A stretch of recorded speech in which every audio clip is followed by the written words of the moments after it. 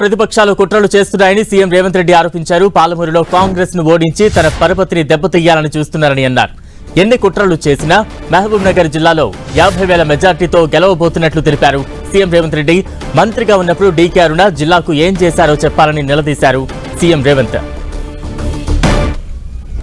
ఇవాళ మన గౌరవాన్ని తగ్గించడానికి కుట్రలు జరుగుతున్నాయి, మనల్ని దెబ్బతీయడానికి పన్నాగాలు పన్నుతున్నారు. వీటన్నిటిని దృష్టిలో పెట్టుకోండి.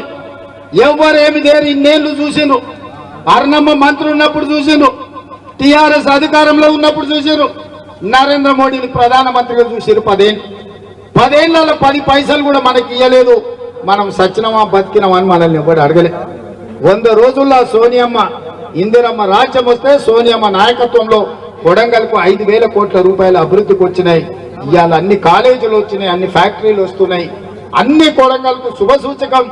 ఇవాళ మీటింగ్ వచ్చిన వాళ్ళు రానోళ్ళకి అందరికీ నేను విజ్ఞప్తి చేస్తున్నా, ఈ ఎన్నికల్లో కొడంగల్ అసెంబ్లీ నుంచి పార్లమెంట్ కు 50,000 మెజారిటీ ఇచ్చి ఎవరి కుట్రలు కుతంత్రాలు కొడంగల్ ప్రజలు సహించరు, తిప్పి కొడతారని ఇవాళ మనందరం కూడా ప్రతినబూనాల్సిన అవసరం ఉన్నది. ఎట్లనే వేసి రేవంత్ రెడ్డి పరపతి తగ్గియాలంటే కొడంగల్ మెజార్టీ తగ్గియాలి, లేకపోతే రేవంత్ రెడ్డిని దెబ్బతీయాలి, దొంగ దెబ్బ తీయాలని ఎంకంగా గూడుపుటాన్ని చేస్తుంది. ఇది రేవంత్ రెడ్డిని దెబ్బతీయడం కాదు, కొడంగల్ ప్రతిష్టను దెబ్బతీయడం, కొడంగల్ అభివృద్ధిని దెబ్బతీయడం, కొడంగల్ ఆత్మగౌరవాన్ని దెబ్బతీయడం, కొడంగల్ కు భవిష్యత్తులో జరగబోయే అభివృద్ధిని అడ్డుకోవడము.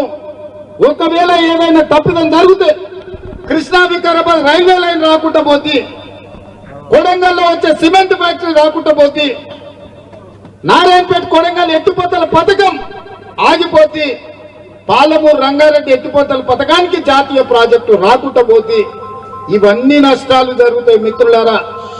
అందుకే ఈడికొచ్చిన ప్రతి కార్యకర్తకు నేను ఎక్కడున్నా నా గుండె చప్పుడు కొడంగలే. నేను ఏ స్థాయికి ఎదిగినా,